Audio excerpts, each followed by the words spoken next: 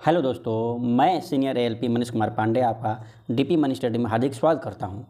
दोस्तों, आज का टॉपिक मैं लेकर आया हूं मेंसुरेशन यानी क्षेत्र मिति पर। दोस्तों, विश्वास माने यदि आप इस वीडियो को शुरू से अंत तक देख लेंगे तो मेंसुरेशन के सवालों को हल करने के साथ साथ उसके पूरे हकीकत ज्ञान को भी आप जान लेंगे। यदि आप हकीकत ज्ञान से जानेंगे तो जो मेंसुरेशन में कई सारे पार्ट्स हैं, उसके कई सारी आकृतियाँ हैं, उसके जो फार्मूलाएँ हैं वो भी आपको रिमेंबर ज़्यादा देर तक रहेगा। इसलिए दोस्तों, इस वीडियोज़ को आप शुरू से अंत तक देखें। और चाहे आप किसी भी कंपटीशन की तैयारी क्यों न कर रहे हों, चाहे किसी भी स्टेट की पुलिस या कोई भी वनडे एग्ज़ाम आने वाली रेलवे की सबसे बड़ी वैकेंसी दोस्तों आ रही है एएलपी की, उसमें रेडियो ऑपरेटर, पुलिस ऑपरेटर, जितने भी पुलिस में रेडियो ऑपरेटर की होती है, सारे क्वेश्चंस यहाँ से देखने को मिलेंगे दोस्तों। और निश्चित ही यदि आप इस वीडियो को देखते हैं तो आपको सारे क्वेश्चन चुटकियों में सॉल्व करने की रणनीति में मिलेगी। चलिए दोस्तों, वीडियो को शुरू करते हैं। तो दोस्तों, ये है क्षेत्र मिति मेंसुरेशन। दोस्तों, मेंसुरेशन का जो अगर बात करते हैं तो कैसे टॉपिक इसके अंतर्गत आते हैं। तो मेंसुरेशन में जो आकृतियाँ आती हैं दोस्तों, उस आकृति को अगर विभाजित किया जाए तो दो प्रकार से होती है, एक 2D और एक 3D आकृति। लेकिन ये जानने के पूर्व, क्षेत्र मिति मेंसुरेशन जानने से पूर्व कुछ हम विशेष ज्यामिति से रिलेटेड क्वेश्चंस को भी देखेंगे, ताकि वो भी आपके एग्जाम में देखने को दोस्तों मिल जाता है। तो ज्यामिति से रिलेटेड कुछ इंपॉर्टेंट पॉइंट्स है जिसको आपको याद रखने ही चाहिए, क्योंकि वहाँ से भी आपके एग्जाम में क्वेश्चन देखने को मिल जाते हैं। तो क्यों ना हम इस वीडियो में आपको मेंसुरेशन और ज्यामिति की कुछ बेसिक चीज़ को बता दें, ताकि आपके इस चैप्टर से आए सारे क्वेश्चन आसानी से सॉल्व हो जाए। तो चलिए ज्यामिति के कुछ इंपॉर्टेंट पॉइंट्स को भी देख लेते हैं। तो ज्यामिति में सबसे पहले है दोस्तों रेखाखंड यानी लाइन सेगमेंट। और क्या है रेखा, हम जानेंगे रेखाखंड और रेखा में क्या अंतर होता है। दोस्तों, रेखाखंड का मतलब होता है कि कोई भी दो बिंदु है, कोई भी दो पॉइंट है, इस पॉइंट को अगर हम इसके द्वारा इस पॉइंट को हम जोड़ दें तो यह जो हमारा बना, यह एक रेखाखंड का निर्माण हमने कर दिया।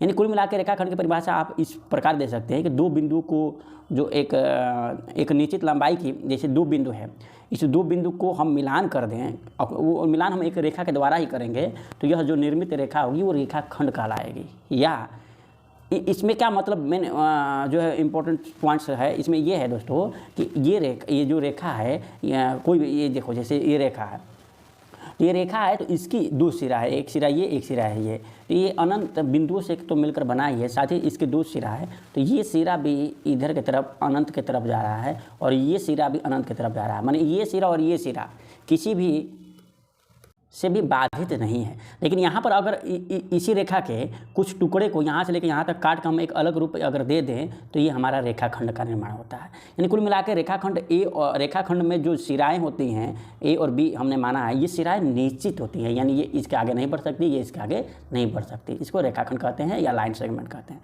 लेकिन रेखा की परिभाषा ये है कि अनंत बिंदुओं से तो मिलकर बनी ही होती है। इसमें ये है कि इसकी दोनों सिराएं क्या होती है, अनंत मतलब दूरी तक ये जा सकती हैं। ठीक है, इसको रेखा कहा जाता है। ठीक है दोस्तों, तो ये है दोनों में अंतर।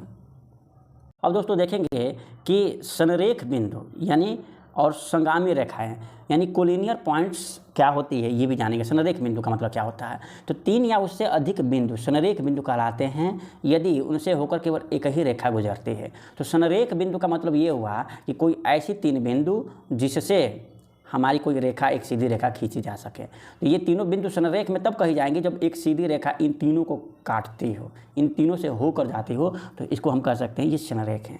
कुल मिलाकर हमें बात करें तो ये तीनों बिंदु हमारा एक दूसरे के क्या होते हैं, 180 डिग्री पर होते हैं, मतलब एकदम एक सीधे में होते हैं। ठीक है दोस्तों, तो संरेख बिंदु का मतलब क्या होता है, ये आपको बात समझ में आई। यानी तीन ऐसे बिंदु जो क्या है, किसी एक ही रेखा से होकर गुजरती हो। लेकिन संगामी रेखाएं क्या होती हैं। संगामी रेखाएं का मतलब हुआ कि किसी एक ही बिंदु से कई रेखाएं जब गुजरती हों उसको संगामी रेखाएं कहते हैं। देखिए, ये पर्टिकुलर एक बिंदु है, इस एक रेखा हमारा ए बी गुजर रही है, पी क्यू गुजर रही है और सी डी गुजर रही है।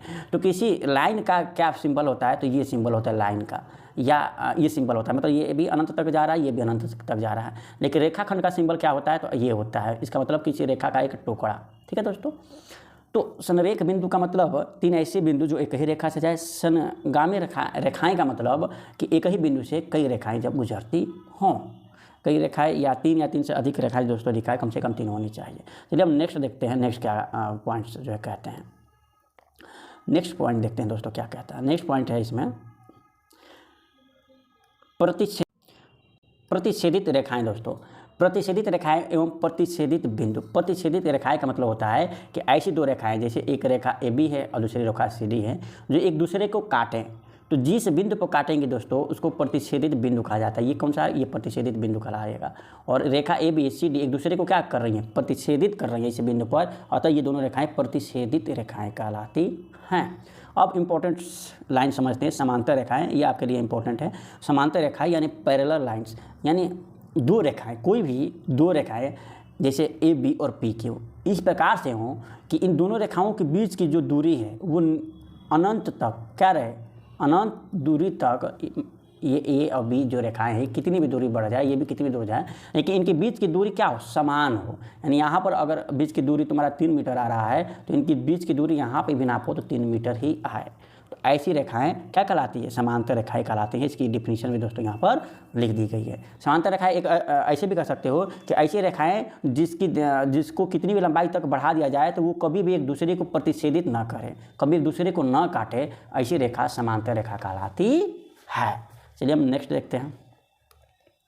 नेक्स्ट है दोस्तों कोण क्या होता है, एंगल क्या होता है।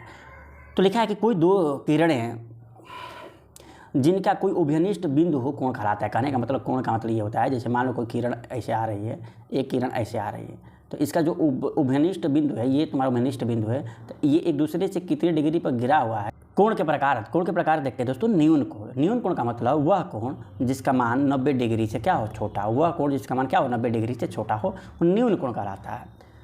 समकोण यानी राइट एंगल किसे कहते हैं? तो 90 डिग्री का कोण का जब निर्माण हो, कितने डिग्री का? 90 डिग्री के कोण का जब निर्माण हो, यानी कोई भी कोण किसके बराबर हो? 90 डिग्री के बराबर हो, तो उसको समकोण के नाम से जाना जाता है। ये बहुत इंपॉर्टेंट दोस्तों। समकोण कोण जो होता है उसी से हमारा समकोण त्रिभुज का निर्माण होता है।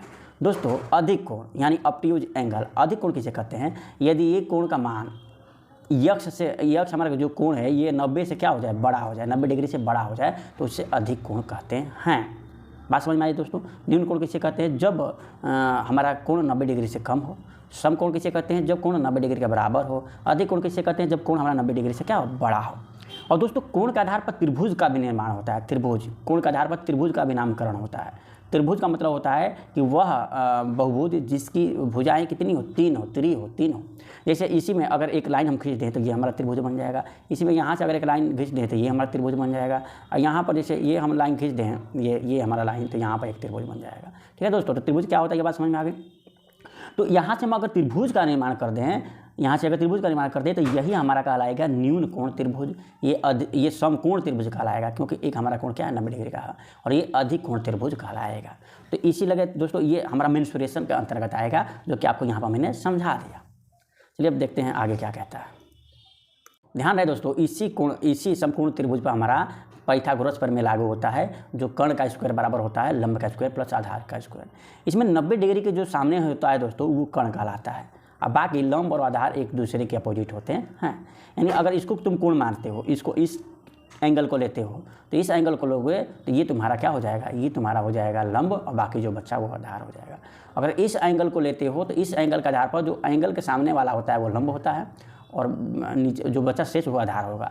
यानी तुम्हें कुल मिला के ये समझ में आया कि 90 डिग्री के सामने जो कोण होता है वही निश्चित होता है, बाकी लंब आधार एक दूसरे को जो है परिवर्तित हो सकते हैं एंगल के आधार पर। और एक बात और समझ में आई, पाइथागोरस पर में आप जानते हो कि लंब का स्क्वायर प्लस आधार का स्क्वायर बराबर होता है तुम्हारा कर्ण का स्क्वायर। ये इंपॉर्टेंट है दोस्तों, ये हमेशा इस बात को आप शुरू से ही पढ़ते आए हैं और इसे याद रखिएगा।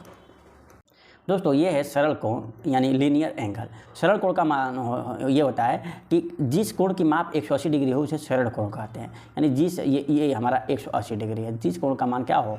180 डिग्री, 180 डिग्री हो उसे सरल कोण कहते हैं, लीनियर एंगल कहते हैं। आसन कोण का मतलब क्या होता है? आसन कोण का मतलब क्या होता है? आप सभी जानते हो कि कोई भी कोण बनाने के लिए कम से कम 2 रेखाएं की आवश्यक है।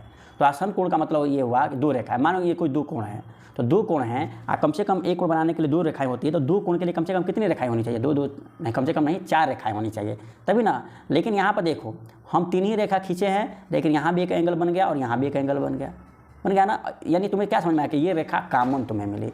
तो वही बात कि 2 ऐसे कोण जिसमें से एक कोई रेखा किरण जो है, जो एक कोई रेखा है कॉमन हो, तो ये जो कोण है, ये मानो ये कोण थीटा है और ये कोण अल्फा है, तो एक दूसरे के आसन कोण कहलाएंगे। ये बहुत इंपॉर्टेंट है दोस्तों ये बहुत इंपॉर्टेंट है, इसे आप याद रखिएगा कि पूरक या कोटि पूरक कोण किसे कहते हैं। यानी कंप्लीमेंट्री एंगल क्या होता है, ये देखो, माफ़ करना, ये है संपूरक कोण। तो देखो, पूरक या कोटि पूरक कोण किसे कहते हैं, तो यदि दो कोणों का योग 90 हो तो उन कोणों को एक दूसरे का पूरक कोण कहते हैं। मान लो कोई कोण, एक कोण ए है, एक कोण बी है। अगर कोण ए का मान 30 डिग्री है और कोण बी का मान अगर 60 डिग्री है, तो इन दोनों को जोड़ोगे तो क्या आएगा, 90 डिग्री।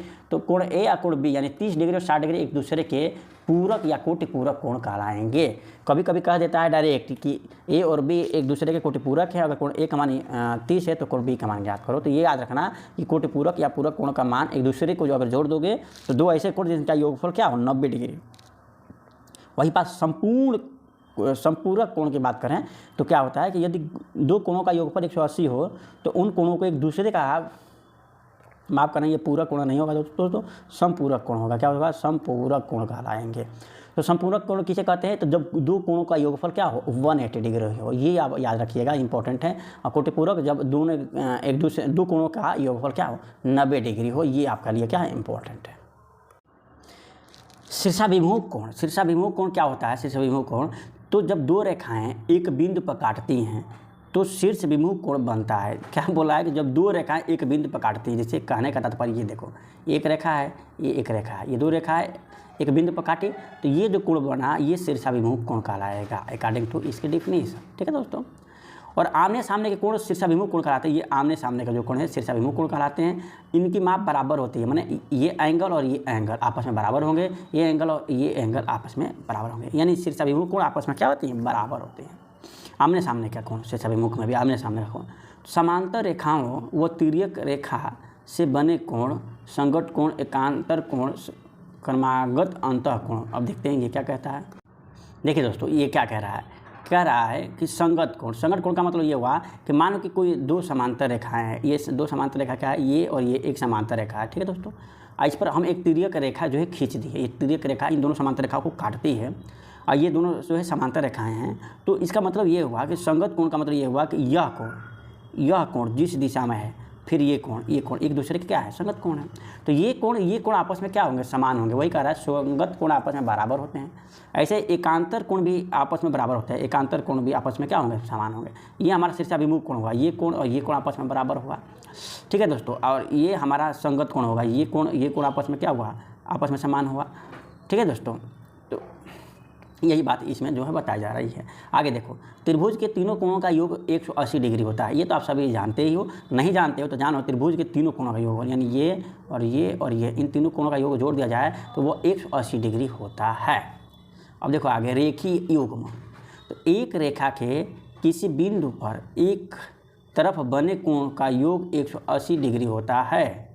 रेखीय युग्म का मतलब ये कह रहा है कि एक रेखा के किसी बिंदु पर, मानो ये एक रेखा है, ये इसी के किसी बिंदु पर एक तरफ बने कोण का योग 180 होता है। मतलब ये कह रहा है कोई बिंदु पर ये कोण जो बन रहा है वो 180 डिग्री होती है। चलो भाई, ये तो पता ही है कि सीधी रेखा पर 180 डिग्री का हमारा कोण बनता है। 180 ये 180 ए, टोटल कितना हो जाता है, 360 हो जाता है। तो एक बिंदु पर बने कोण, एक बिंदु पर बने सभी कोणों का योग 360 डिग्री होता है। मतलब कह रहा है कि ये बिंदु ऐसे अगर घुमा दिया जाए तो टोटल 360 डिग्री होगा। लेकिन एक रेखा की बात की जाए तो इस साइड भी 180 होगा और इस साइड भी 180 होगा, जिसको रेखीय युग्म जो है संबोधित कर रहा है 180 के कारण। अब देखो दोस्तों, बाह्य कोण क्या होता है। तो बाह्य कोण मतलब ये होता है, देखो कह रहा है कि त्रिभुज की भुजा बाहरी की ओर बढ़ाने पर बने कोण को बाह्य कोण कहते हैं। बाह्य कोण त्रिभुज के दुरुस्त कोणों के योग के बराबर होता है। दोस्तों ये क्या कह रहा है, देखो बहुत इंपॉर्टेंट है और ये जानोगे तो शायद इससे ज्यामिति से अगर क्वेश्चन आता है तो हो जाएगा। तो देखो ये कोई रेखा है त्रिभुज की, इस त्रिभुज की हम थोड़ा लंबा डंडा खींच दिए यानी आगे बढ़ा दिए, तो यह जो कोण का निर्माण हुआ यह हमारा बाह्य कोण कहलाता है। ये कोण क्या कहलाएगा, बाह्य कोण कहलाएगा। और किसी त्रिभुज का यह बाह्य कोण है, मान लो ये कोण ए है, ये कोण बी है, ये कोण सी है, तो ये जो बाह्य है, बाह्य कोण, इस कोण को छोड़ने के बाद जो ये कोण बचेगा उसके योग के बराबर होगा, a + b के बराबर होगा। बहुत आसान है दोस्तों। कैसे, देखो ये टोटल कितना होगा, 180 डिग्री होगा। हाँ 180 डिग्री होगा। 180 में ये थोड़ा सा c ले लिया, अब बाकी जो बचा वो क्या होगा। और तुम जानते हो कि त्रिभुजों का योगफल भी, तीनों कोणों का योगफल भी 180 होता है, ये भी 180 है। तो 180 में थोड़ा सा ये हिस्सा त्रिभुज के लिए भी ये हिस्सा है और इस लाइन के लिए भी ये हिस्सा है। तो ये हिस्सा इन दोनों को जोड़ के 180 में से घटाओगे तो ही तो प्राप्त होगा, बोलो ना। और यहाँ भी देखो, ये हिस्सा तुम्हें अगर प्राप्त करना है तो 180 में से इस हिस्सा को घटाओगे तभी तो प्राप्त होगा। तो यही बात कह रहा है, ये चीज़ याद रखना अगर ना समझ में आए तो। ये बाह्य कोण जो होता है ये त्रिभुज के किसी भी त्रिभुज का बाह्य कोण होता है, तो इस पास वाले कोण को छोड़ने के बाद जो दो कोण बचते हैं उसके योग के बराबर होता है। दोस्तों ये बहुत ही महत्वपूर्ण सेशन अब चलेगा। अभी तक आप अगर कुछ नहीं भी समझे होंगे तो समझ लीजिएगा, और आज जो अभी बताने जा रहे हैं ये महत्वपूर्ण है, इसे याद रखिएगा। इसी को बताने के लिए हम सारी चीज़ बताएं। बहुभुज यानी जब लिखा है कुछ रेखाखंडों से बनी आकृति को बहुभुज कहते हैं। कुछ रेखाखंड से बने आकृति को क्या कहते हैं? बहुभुज कहते हैं। जैसे त्रिभुज, चतुर्भुज, पंचभुज आदि बहुभुज के क्या है? उदाहरण है। ठीक है दोस्तों, बहुभुज समबहुभुज क्या होता है? जब सभी भुजाएं क्या हो, आपस में क्या हो, समान हो, तो उसे समबहुभुज कहते हैं। बहुभुज में कोण यन भुजाओं वाले बहुभुज में, चलो कोई बहुभुज यन भुजाओं की हो। देखो बहुभुज के उदाहरण पहले तुम्हें बता दे रहा हूँ। त्रिभुज भी एक बहुभुज का ही उदाहरण है, चतुर्भुज भी एक बहुभुज का ही उदाहरण है। चाहे जो भी समषटभुज तुम सुने होगे, यह भी बहुभुज का ही उदाहरण है। तो कह रहा है यन भुजाओं वाले बहुभुज में, यन भुजाओं का मतलब इसमें 3 भुजा, इसमें 4 भुजा, इसमें 6 भुजा। यन भुजा वाले बहुभुज में सभी बाह्य कोणों का योग 360 डिग्री होता है। बहुत इंपॉर्टेंट है। अगर सभी बाह्य कोणों का मतलब ये हुआ, ये देखो, ये हुआ, ये हुआ और ये हुआ। अगर सभी बाह्य कोणों का योग निकाल लोगे तो तुम्हारा 360 डिग्री होगा। सभी बाह्य कोणों का मतलब क्या समझ में आएगा ना? जैसे यहाँ से अगर तुमने शुरू किया ये, तो ये और ये तुम्हारी जो रेखाएं जा रही है, ये और ये सभी को जोड़ लोगे, ये कोण, ये कोण, ये कोण, ये 6 कोणों को, तो सभी बाह्य कोणों का योग 360 डिग्री होगा। और जितना बहुभुज होगी उतनी ही इसके आंतरिक भी कोण होंगे और उतना ही बाह्य कोण भी होता है। तो प्रत्येक बाह्य कोण देखो, और मान लो, अब देखो एक बात समझो, मान लो कि तुम्हारा कोई बहुभुज है, त्रिभुज है, त्रिभुज मान लो सम त्रिभुज है, ठीक है। तो सम त्रिभुज के जो बाह्य एंगल होगा वो कौन होगा? देखो कलर चेंज करके तुम्हें बता दे रहा हूँ। ये देखो, ये बाह्य एंगल, ये बाह्य एंगल, और यहाँ से देखो जो ऐसे चलेंगे उसे क्लॉकवाइज चलेंगे, और ये तुम्हारा जो एंगल का निर्माण हुआ ये बाह्य एंगल है। इन तीनों को जोड़ोगे तो तुम्हारा 360 डिग्री होगा। चतुर्भुज में भी यही होगा। जैसे ये चतुर्भुज है और यहाँ से जैसे हम एंगल निकाल रहे हैं, जैसे इसको हम बाहर अधिक बढ़ा दिए, यहाँ से एंगल निकला, फिर इसे बढ़ा दिए, ये एंगल निकला, फिर आगे बढ़ा दिए, ये एंगल निकला, फिर आगे बढ़ा दिए, ये एंगल। इन तीनों को तुम जोड़ोगे तो 300, माफ करना, चारों को जोड़ोगे तो 360 ही होगा। माने किसी भी बहुभुज के बाह्य कोणों का योगफल 360 डिग्री होता है। और प्रत्येक बाह्य कोण, मानो वो सम बहुभुज हो और एक कोण का नाम हमें एक कोण का मान ज्ञात करना हो, तो तुम जान ही गए कि यन भुजा वाले बहुभुज में यन कोण होगा और यन बाह्य कोण भी होगा। जैसे त्रिभुज में 3 भुजा होती है, 3 कोण भी होता है, 3 बाह्य कोण भी होगा। चतुर्भुज में 4 भुजा होती है, 4 कोण भी होता है, कि नहीं? देखो 1 2 3 4 और 4 बाह्य कोण भी होगा। तो यन बहुभुज है और उसका पूरे बाह्य कोणों का योगफल तुम्हें 360 डिग्री पता हो ही गया, और पूछ दे कि किसी एक कोण का मान बताओ, तो यन भुजा है और उसका कुल 360 डिग्री है, एक कोण का मान पूछेगा तो यन से हमें भागन करना पड़ेगा जी।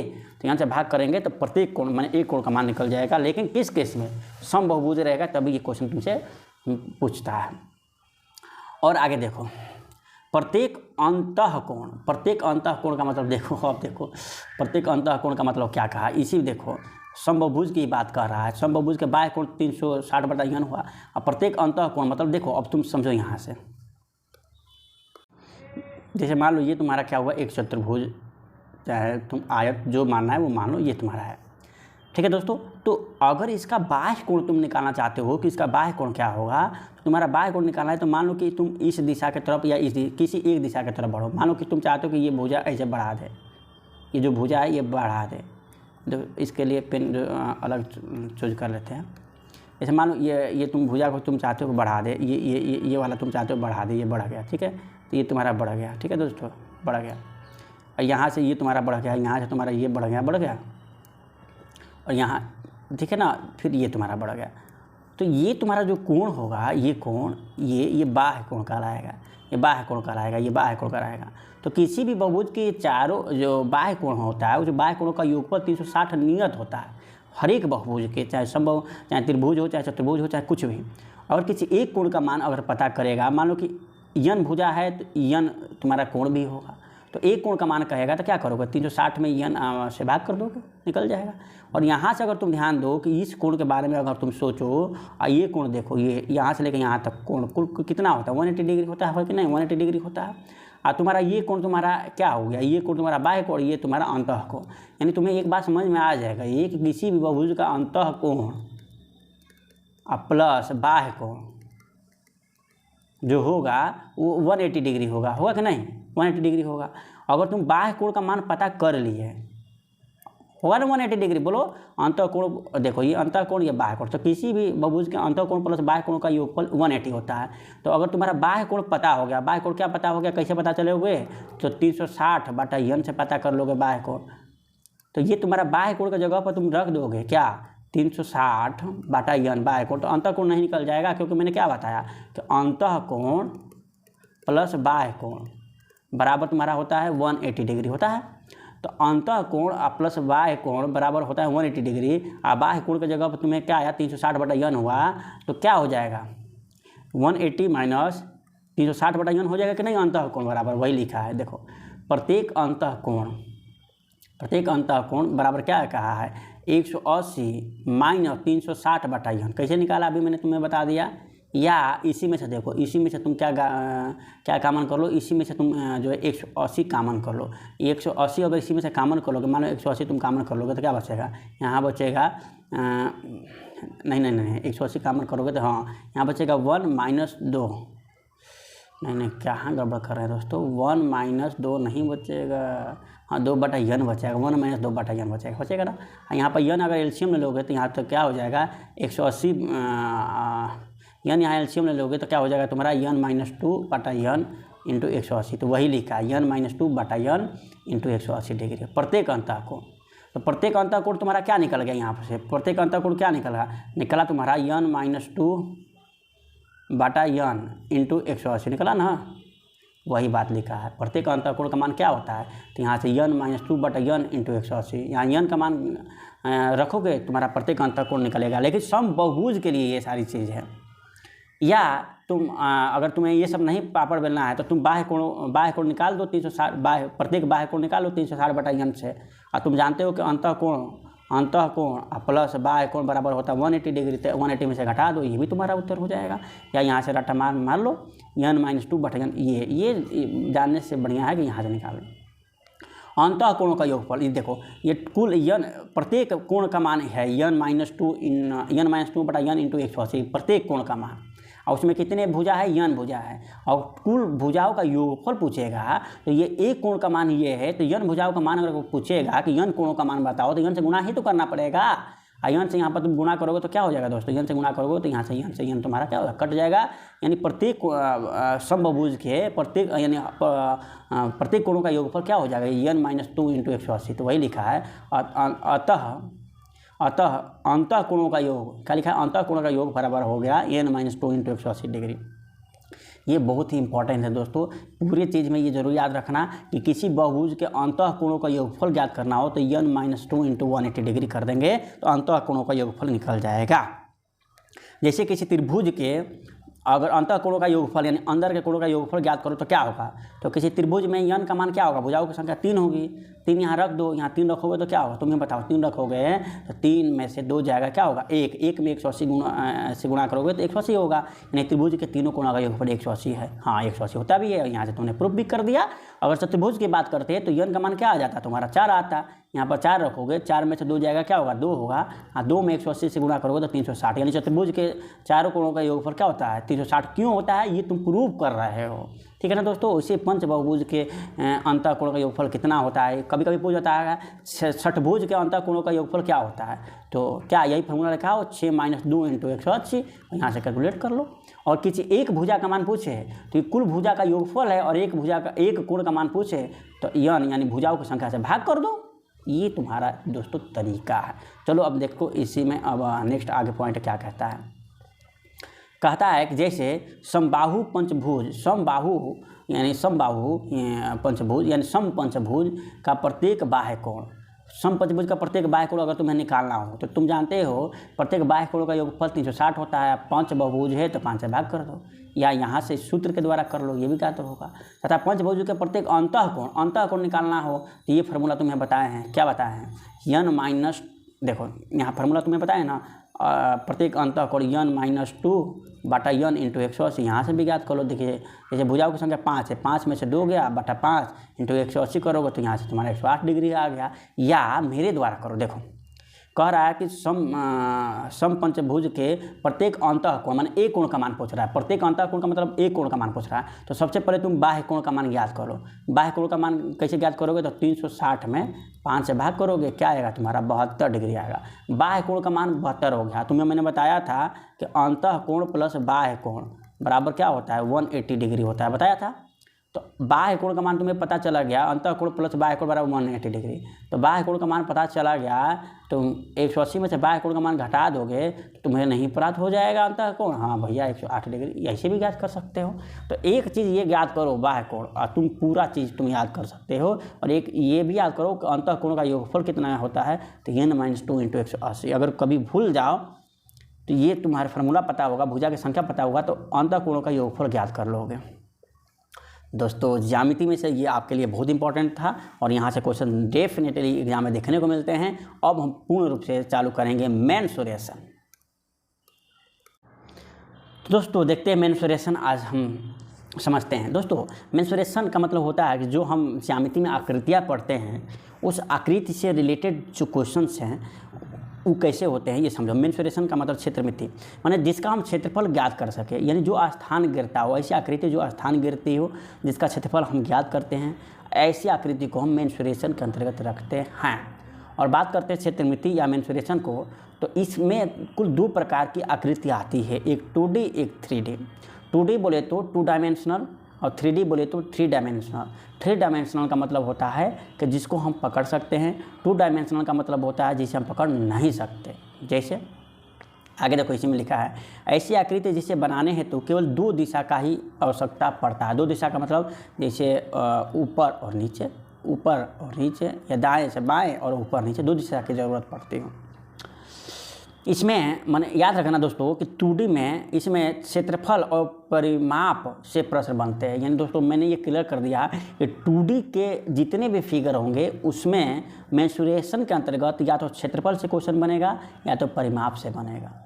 क्षेत्रफल का मतलब होता है 2 चीज़ का आपस में गुणा, या 2 भुजाओं का आपस में गुणा क्षेत्रफल कहलाता है। या कुल मिला के एक बात हम समझाने की कोशिश करें, मान लो यह एक चतुर्भुज है या आयत है, और इसका क्षेत्रफल बात करें तो क्षेत्रफल का मतलब होता है कि जो यह स्थान घेरता है। और यह कितना स्थान घेर रहा है दोस्तों? ये पूरा इसका पूरा स्थान घेर रहा है।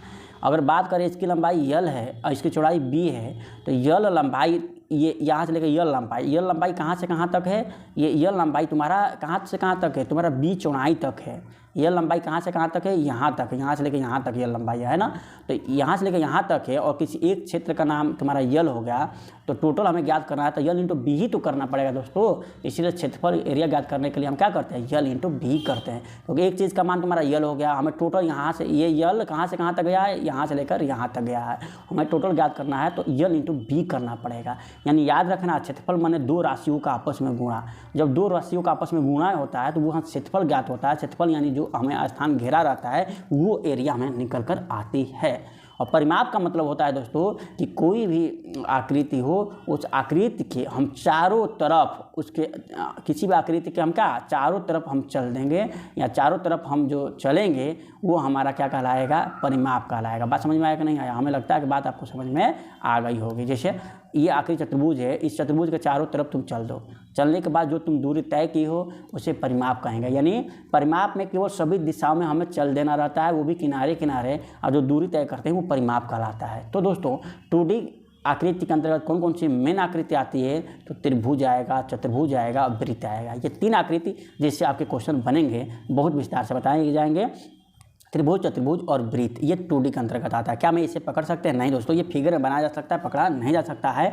और इन तीनों में से इन तीनों आकृति में या तो क्षेत्रफल पूछेगा या तो परिमाप से रिलेटेड पूछेंगे, इसके अलावा कोई भी क्वेश्चन आपसे नहीं पूछे जाएंगे। 3D का मतलब होता है जिसे हम पकड़ सकते हैं, या ऐसी आकृति जिसे बनाने हेतु 3 दिशा की आवश्यकता पड़ती है।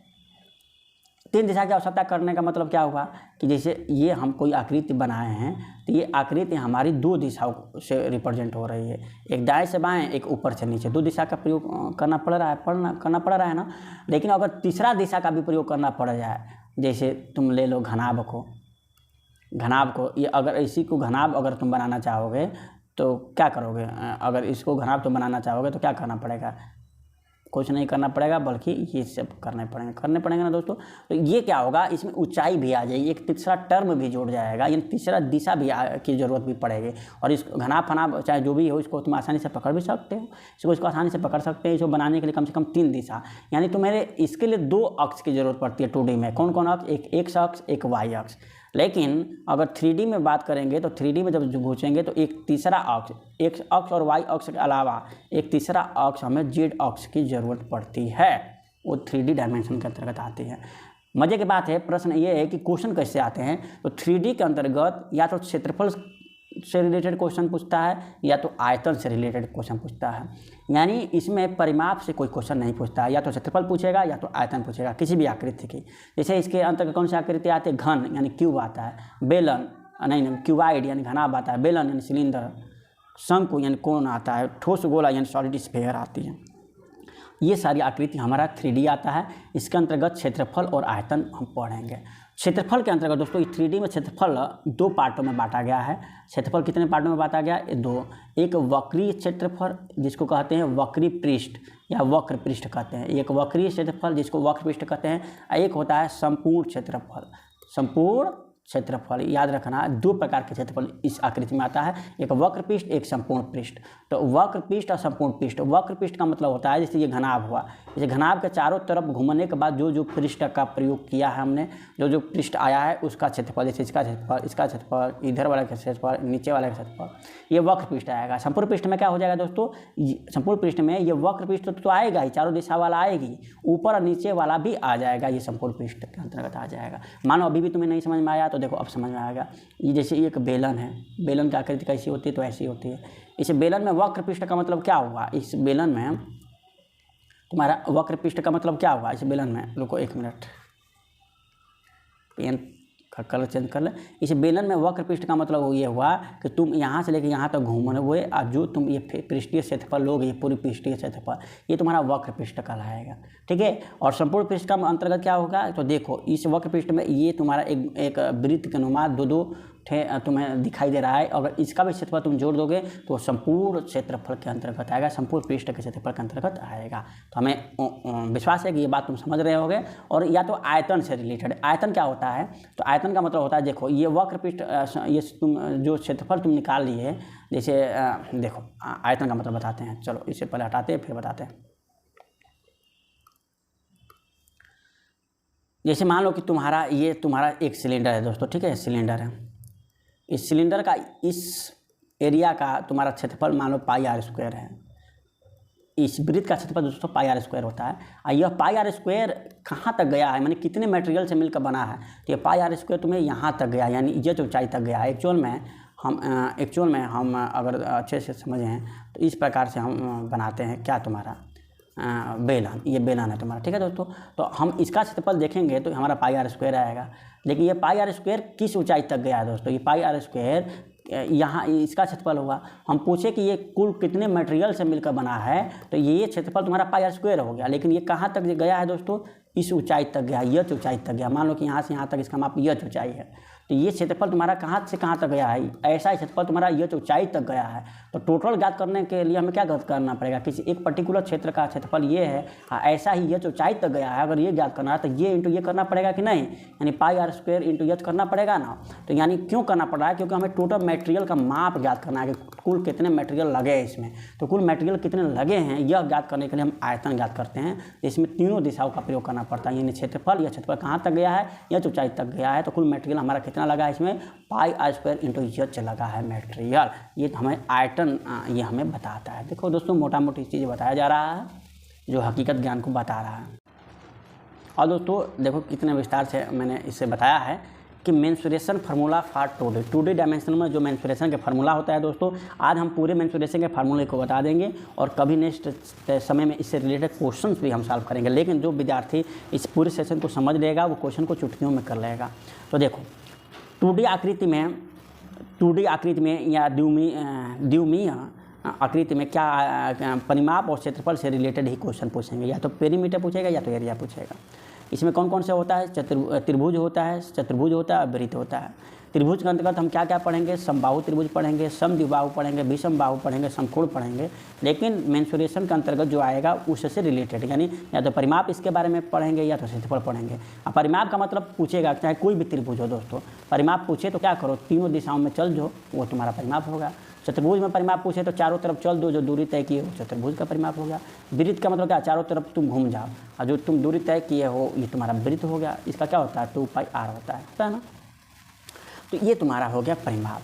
अब तुम्हें केवल बस क्षेत्रफल के फार्मूला जानना है कि समबाहु में क्या होता है, विषमबाहु में क्या होता है, समद्विबाहु में क्या होता है, वर्ग में क्या होता है, आयत में क्या होता है। केवल क्षेत्रफल का फार्मूला जान जाओ, 2D तुम्हारा खत्म हो जाएगा, फिर 3D आ जाएगा। चलो 2D में देखते हैं इसके इंपॉर्टेंट फार्मूला को। है सबसे पहले है दोस्तों त्रिभुज और त्रिभुज आकृति है ट्रायंगल। ट्रायंगल का मतलब क्या होता है दोस्तों, मैंने ये सारे बात बता दिया है। इसमें समबाहु त्रिभुज पढ़ेंगे, यानी भुजाओं के आधार पर हमारा जो त्रिभुज होता है वो 3 प्रकार का होता है, समबाहु त्रिभुज, समद्विबाहु त्रिभुज और विषमबाहु त्रिभुज। तो समबाहु का मतलब तो होता है सम यानी समान, बाहु यानी भुजाएं, त्रिभुज यानी तीनों भुजाएं। जब किसी त्रिभुज के तीनों भुजाएं समान हो, जैसे ये भी ए हो, ये भी ए हो, ये भी ए हो, तो इसका क्या होगा, ये तुम्हारे पूछेगा। तो पहली बात कुछ इंपॉर्टेंट चीज़ है कि सभी भुजाएं जब समान होती है तो सभी कोण भी समान होगा। और तीनों का तीनों कोण क्या होता है, योगफल 180 डिग्री होता है। और तीनों कोण समान होगा तो एक कोण का मान अगर पूछेगा तो 3 × 180 बराबर क्या होता है 60 डिग्री। यानी पहली बात ये समझ में आई कि समबाहु त्रिभुज के प्रत्येक कोण का मान 60 डिग्री होता है, पहला पॉइंट ये। दूसरा, तुम्हें क्या पूछेगा, या तो पेरीमीटर या तो तुम्हें पूछेगा समबाहु त्रिभुज का क्षेत्रफल। तो पेरीमीटर पूछेगा तो समबाहु त्रिभुज का जो परिमाप होता है, चारों तरफ चल दो, यहाँ से लेकर यहाँ तक चलोगे तो क्या होगा, ए होगा, यहाँ से भी यहाँ ए होगा, यहाँ से भी ए होगा, क्योंकि हमने भुजा का माप ए मान लिया है। तो तीनों भुजाओं चलोगे तो भुजा प्लस भुजा मैंने 3 × भुजा, क्योंकि भुजाएँ समान होती है, 3 × भुजा, यानी आप भुजा का मान तुम्हारा क्या है, ए है, तो तुम्हारा पेरीमीटर क्या हो जाएगा, 3a हो जाएगा। पेरीमीटर क्या हो जाएगा, 3a हो जाएगा। अब तुम्हारा पेरीमीटर हो गया, यानी परिमाप हो गया। अब तुम्हें केवल क्षेत्रफल क्या जानना है, तो याद रखना समबाहु त्रिभुज का क्षेत्रफल क्या होता है, √3/4a²। ए यहाँ पर क्या है, भुजा है, तो √3/4a²। इसे दोस्तों याद कर लो, रट लो, डायरेक्टली एग्जाम में आएगा, समबाहु त्रिभुज का क्षेत्रफल पूछेगा और तुम वहाँ पर निकालने लगोगे तो टाइम लगेगा, इसलिए रट लो, क्योंकि टाइम कम में क्वेश्चन करना रहता है। √3/4a²। दोस्तों किसी भी त्रिभुज का क्षेत्रफल अगर पूछे, किसी भी त्रिभुज का क्षेत्रफल, नोट में याद रखना कि किसी भी त्रिभुज का क्षेत्रफल पूछे तो किसी भी त्रिभुज का जो क्षेत्रफल होता है वो होता है हाफ, याद रखो, हाफ इंटू आधार इंटू ऊंचाई। किसी भी त्रिभुज का तुम्हें क्वेश्चन पूछे, किसी भी त्रिभुज का तुम्हें क्षेत्रफल पूछे तो हाफ आधार इंटू ऊंचाई हो जाएगा। ऊंचाई क्या होता है, तो कोई भी एक भुजा पर उसके एक शीर्ष से एक लंब डलवा दो। मान लो यहाँ पर एक लंब डाल दिए, तो लंब जो डाले हो तो ये जो इसकी माप है, ये माप ही तुम्हारा ऊंचाई कराती है। ये ऊंचाई हो गई और ये तुम्हारा आधार हो गया। यानी तुम्हें क्या समझ में आ गया 1/2 इंटू आधार तुम्हारा क्या है, ए है, इंटू ऊंचाई क्या है, यच है। ऊंचाई क्या है, यच है। दोस्तों इस यच और ये हमेशा ऊंचाई का मतलब क्या होता है, इस पर लंब डाल दो। लंब का मतलब ये भी 90 डिग्री बनेगा और ये भी 90 डिग्री बनेगा। अगर तुम यहाँ से यच ज्ञात करना चाहो तो ज्ञात कर सकते हो, क्यों, क्योंकि ये समबाहु त्रिभुज है और इसकी भुजा यहाँ से लेकर यहाँ तक ए है, तो इसको 2 भागों में बांटेंगे, ये a/2 हो जाएगा, ये भी a/2 हो जाएगा। और यहाँ पर कोई बिंदु मान ओ है तो यहाँ से तुम्हें समकोण त्रिभुज बनना मिल जाएगा, क्योंकि ये 90 डिग्री का कोण बनेगा। ये तुम्हारा आधार हो गया, ये तुम्हारा जो है लंब, मान लो लंब हो गया, ये तुम्हारा क्या हो गया, ये तुम्हारा हो गया कर्ण हो गया। तो कर्ण का स्क्वायर बराबर क्या होता है, लंब का स्क्वायर प्लस आधार स्क्वायर। यहाँ से यच का मान रखोगे तो तुम्हारा ये फार्मूला तुम्हें देखने को मिल जाएगा। तो बिना फार्मूला का भी हकीकत ज्ञान से हल कर सकते हो, लेकिन दोस्तों टाइम बहुत लगेगा और सिलेक्शन होना मुश्किल है, इसलिए याद रखना √3/4a² होता है क्या, इसकी क्या होता है, क्षेत्रफल। और इसकी ऊंचाई निकालोगे तो क्या आएगा पता है, √3/2 इंटू ए आएगा, √3/2 इंटू ए आएगा। अगर कर्ण का स्क्वायर लंब का स्क्वायर यहाँ रखोगे तो यही यच का मान तुम रखोगे √3/2 इंटू ए, तो ए से ए तुम्हारा ए स्क्वायर हो जाएगा, √3/2 दूना का 4 ये हो जाएगा √3/4 ए स्क्वायर। ऐसे आप हमेशा आसानी के लिए याद रखो, इसका परिमाप क्या होता है तो तीनों भुजाओं का योगफल यानी 3a और क्षेत्रफल क्या होता है √3/4 ए स्क्वायर। ये है समबाहु त्रिभुज। अब है दोस्तों समद्विबाहु त्रिभुज, यानी ऐसे त्रिभुज जिसकी दो भुजाएं आपस में क्या हो समान हो। तो दो भुजाएं आपस में समान हो यानी ये भुजा ए है तो ये भी हमारा क्या है ए है, दो भुजा आपस में समान है, और एक तीसरी भुजा बी है जो कि इन दोनों से अलग है। तो परिमाप कहेगा तो क्या करेंगे, चारों दिशाओं में घूम जाएंगे, तो a + a 2a plus B, यानी 2a + b हो जाएगा हमारा क्या परिमाप हो जाएगा। अगर इसका क्षेत्रफल पूछेगा तो क्षेत्रफल के लिए मैंने तुम्हें क्या बताया, तुम्हें अभी बताया कि क्षेत्रफल का मतलब या तो तुम्हें आधार दिया हो और इसकी ऊंचाई दिया हो। ऊंचाई का मतलब क्या, यहाँ पर तुम एक लंब डाल दोगे। ऊंचाई का मतलब ये होता है कि यहाँ से तुम यहाँ पर एक लंब डाल दोगे, तो ये लंब जो डालोगे ये तुम्हारा ऊंचाई कहलाएगा। क्या कहलाएगा, ये तुम्हारा ऊंचाई कहलाएगा, ये ऊंचाई। तो या तो तुम हाफ कर दो, हाफ इंटू ये बी इंटू ऊंचाई यच, यच का मान तुम ज्ञात कर लो। यहाँ से यच का मान ज्ञात करोगे तो तुम्हारा समद्विबाहु त्रिभुज का क्षेत्रफल निकलेगा 1/2 b √a² - b²/4। ये तुम्हारा क्या है समद्विबाहु त्रिभुज का क्षेत्रफल का फार्मूला है। या तो आप इसे याद करो, इससे क्वेश्चन कम आता है, लेकिन समबाहु त्रिभुज से क्वेश्चन आता है। और ये फार्मूला नहीं भी आया तुम्हें आ रहा होगा तो हीरोइन सलाह तुम्हें अभी बताएंगे, तो उससे तुम आसानी से कर लोगे जो अभी बताएंगे। तो ये तुम्हें किसी भी त्रिभुज में ये लागू होता है फार्मूला। समकोण त्रिभुज का मतलब क्या होता है, अभी तुमने समकोण त्रिभुज का मतलब मैं बता ही दिया। समकोण त्रिभुज का क्षेत्रफल बराबर 1/2 आधार इंटू ऊंचाई। ये किसी भी त्रिभुज का क्षेत्रफल होता है। आधार तुम्हारा ये है और ऊंचाई तुम्हारा ये है, ठीक है ना। तो माफ़ करना पेन थोड़ा बढ़िया से नहीं चल पाया, ये तुम्हारा ऊंचाई है, ठीक है दोस्तों। तो इससे समकोण त्रिभुज का अगर तुम्हें पूछे परिमाप तो क्या करो, चारों दिशा में चल दो, a + b + c, ये तुम्हारा परिमाप हो गया। अब दोस्तों विषमबाहु त्रिभुज यानी तीनों भुजाएं असमान हो, उसका अगर पूछेगा परिमाप तो तीनों भुजाओं में चल दो, a + b + c, यही तुम्हारा विषमबाहु त्रिभुज है दोस्तों। कोई भी भुजाएं आपस में क्या हो समान ना हो, ये तुम्हारा विषमबाहु त्रिभुज कहलाता है। जैसे a है, ये b है, ये c है, तो a के सामने ये भुजा a माना जाता है, b के सामने की भुजा स्मॉल b मानी जाती है, c कोण के सामने की भुजा स्मॉल c मानी जाती है। और ये इसका परिमाप तुम्हारा हुआ, तीनों को जोड़ दो, a + b + c। विषमबाहु त्रिभुज का क्षेत्रफल अगर ज्ञात करना हो तो 1/2 आधार गुणे ऊंचाई। मानो कि तुम इसमें ये तुम आधार लिए हो तो यहाँ से लेके एक लंब डाल दो यहाँ पर, और ये जो ऊंचाई होगा तो 1/2 इंटू ये। तुम किसी को भी आधार मान सकते हो, इसको भी आधार अगर तुम मानना चाहते हो तो यहाँ से तुम्हें इस पर लंब डालना पड़ेगा। इस पर लंब जो आएगा ये तुम्हें ऊंचाई बताएगा, तो 1/2 ये इंटू ये कर दोगे तो भी मान तुम्हारा वही आएगा।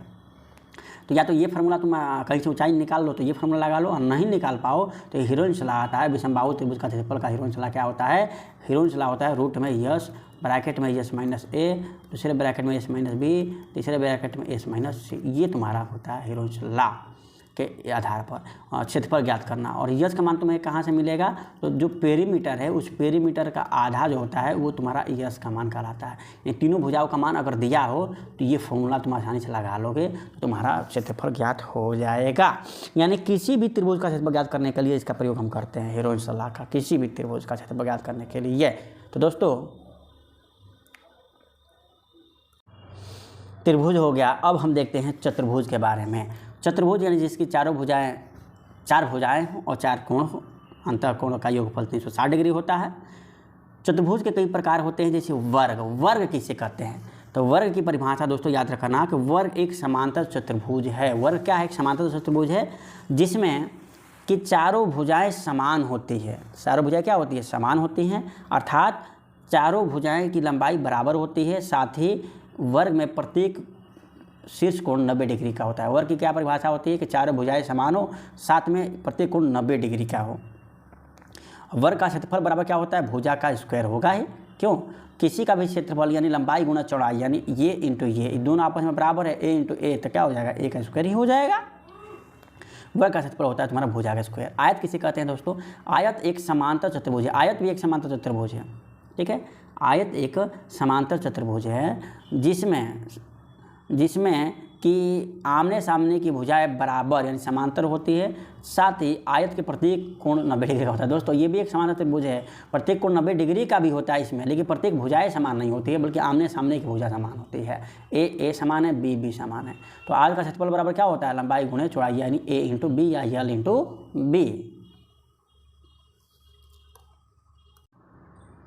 अब है दोस्तों आगे समांतर चतुर्भुज। समांतर चतुर्भुज का मतलब होता है कि जिसके आमने सामने की भुजा समांतर रेखा में हो, यानी ये अगर समांतर रेखा में हो का मतलब ये हुआ आमने सामने की भुजा, माने ये अगर रेखा खींच दिया जाए तो ये रेखा एक दूसरे को कभी न काटे। तो ऐसी रेखा समांतर रेखाएं होती हैं, एक दूसरे को कभी नहीं काटेंगे। जैसे यहाँ पर ये खींच दिया जाए, ऐसे ऐसे तुम्हें खींच दिया जाए तो ये तुम्हारा ये जो रेखा बना और ये जो रेखा बनी एक दूसरे को कभी नहीं काटेंगे, एक दूसरे को कभी नहीं काटेंगे। इनके बीच की दूरी क्या है? समान है। ये देखो ये होती है समांतर रेखाओं से बने चतुर्भुज हमारा समांतर चतुर्भुज कहलाते हैं। और समांतर चतुर्भुज का क्षेत्रफल ज्ञात करने के लिए क्या करते हैं? आधार इंटू ऊंचाई, यानी ये हमारा आधार हो गया इंटू क्या हो गया, यहाँ से यहाँ लंब डाल दो तो ये जो तुम्हारा बना ये ऊंचाई, तो आधार इंटू ऊंचाई क्या होता है। ठीक है दोस्तों, ये है हमारा समांतर चतुर्भुज। अब आगे है समलंब चतुर्भुज।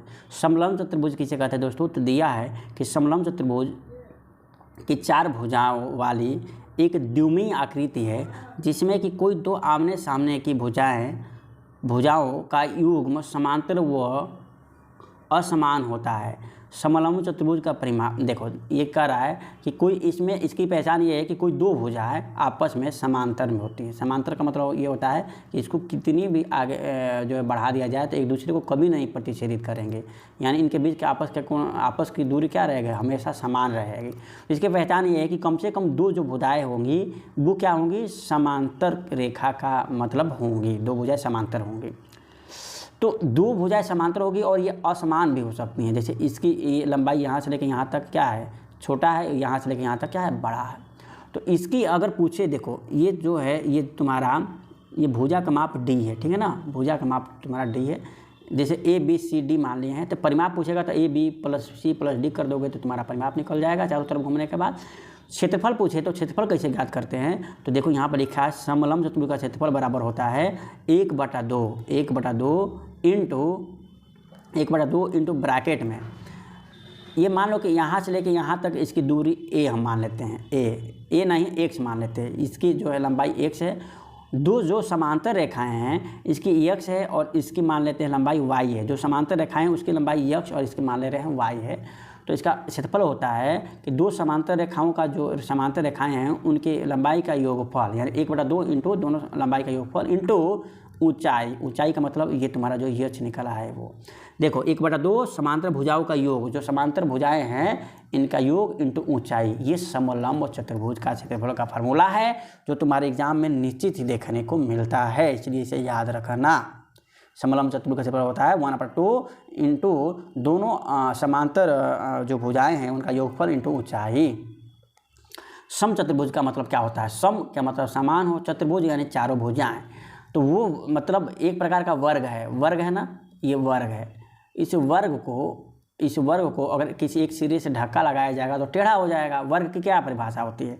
ये कि चारों भुजाएं समान हो, साथ में 90 डिग्री के कोण भी बनाते हो, ये तुम्हारा वर्ग कहलाता है। लेकिन इसी वर्ग को अगर यहाँ पर फोर्स में लगाओगे तो टेढ़ा हो जाएगा। भुजाएं तो आपस में ए समान ही रहेंगी, लेकिन इसके बीच का कोण 90 नहीं रहेगा, बीच का कोण 90 डिग्री नहीं रहेगा।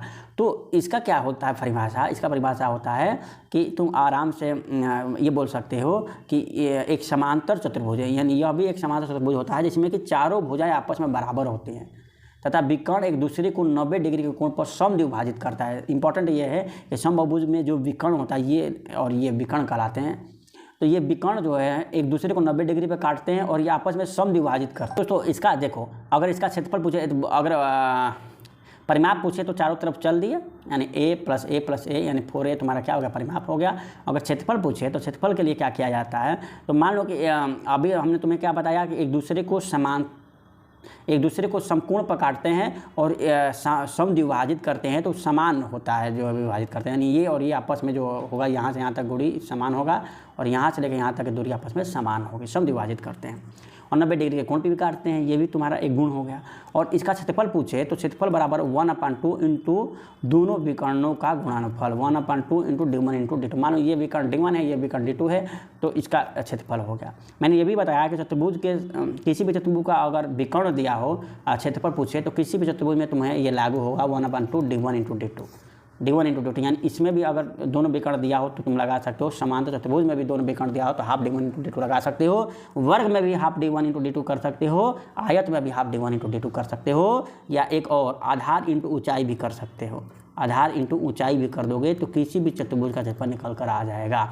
यही अगर हाफ कर दोगे तो त्रिभुज का हो जाएगा, क्योंकि देखो ये समांतर चतुर्भुज है, आधार इंटू ऊंचाई कर दोगे तो इसका क्षेत्रफल निकल जाएगा। और इसी को अगर पार्ट कर दोगे तो देखो त्रिभुज बन गया कि नहीं, 2 पार्टों में हो जाएगा कि नहीं।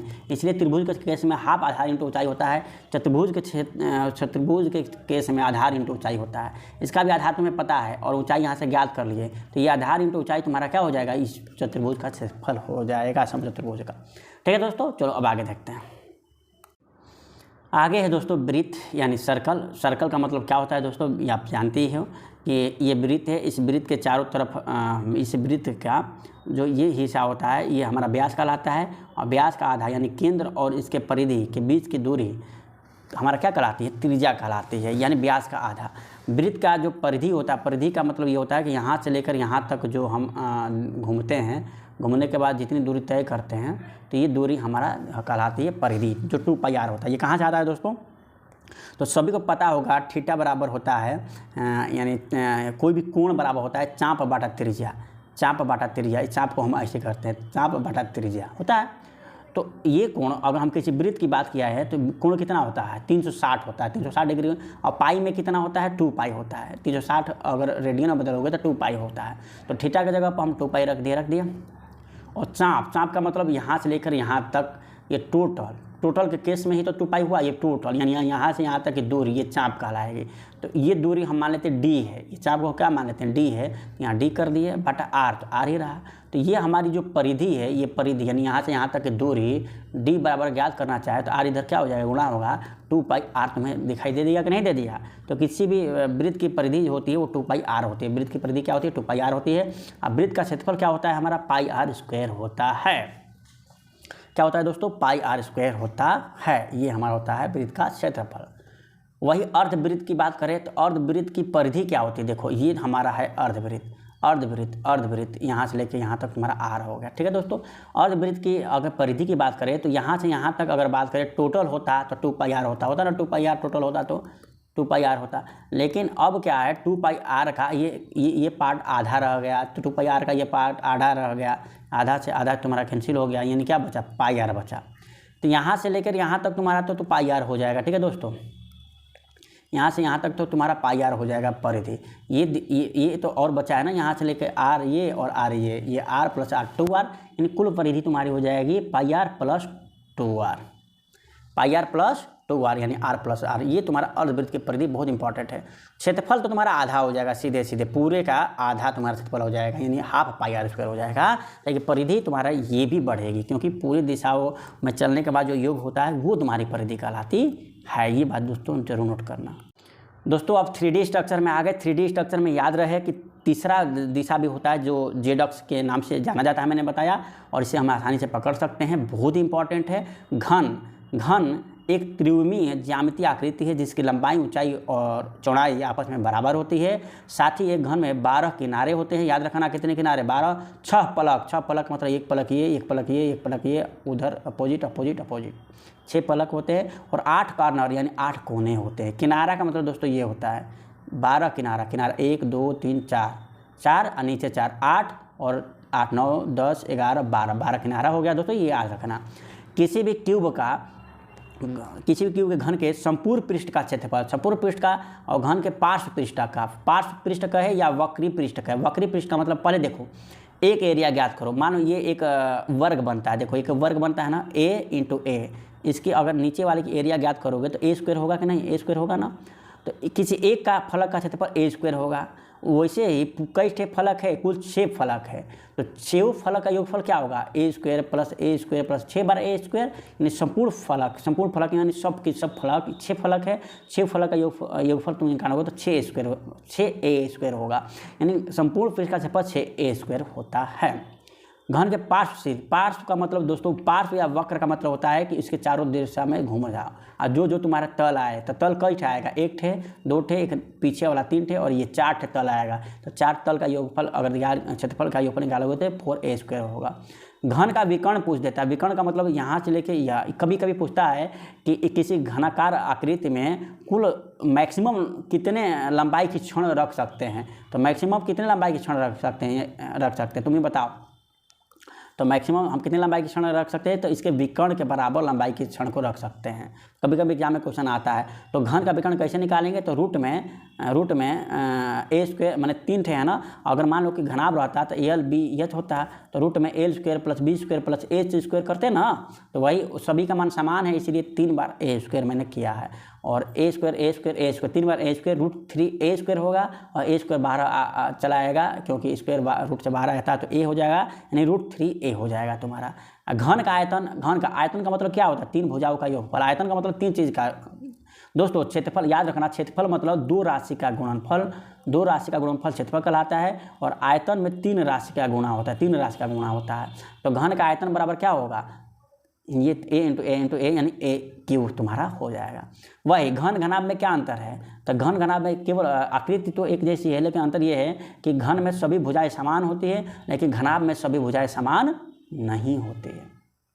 दोस्तों ये आयतन का फार्मूला अगर तुम एक तरीक़ा से और भी याद कर सकते हो कि मान लो कि इसकी एक जो फलक का क्षेत्रफल तुम्हारा ए स्क्वायर है, लेकिन ए स्क्वायर कहाँ तक गया है, ये ए स्क्वायर ये चीज़ कहाँ तक तुम्हारा गया है। और आयतन का मतलब होता है कुल मटेरियल हमें ज्ञात करना है कि कुल कितने मटेरियल से मिलकर बना है। तो ये ए स्क्वायर तुम्हें कितने ऊंचाइयों तक गया है, कुल ए ऊंचाइयों तक गया है, क्योंकि यहाँ से यहाँ तक भी लंबाई हमारा ए ही है, कुल ए ऊंचाइयों तक गया है। तो आयतन का एक फार्मूला और भी है कि नीचे का क्षेत्रफल तुम ज्ञात कर लो, नीचे का क्षेत्रफल है और वो कितनी ऊंचाइयों तक गया है ये ज्ञात कर लो, यानी क्षेत्रफल इंटू ऊंचाई को आयतन तुम कहोगे। क्षेत्रफल में 2 राशियों का गुणा और आयतन में 3 राशियों का गुणा, तो 2 राशि का गुणा यहाँ और 1 राशि का गुणा यहाँ।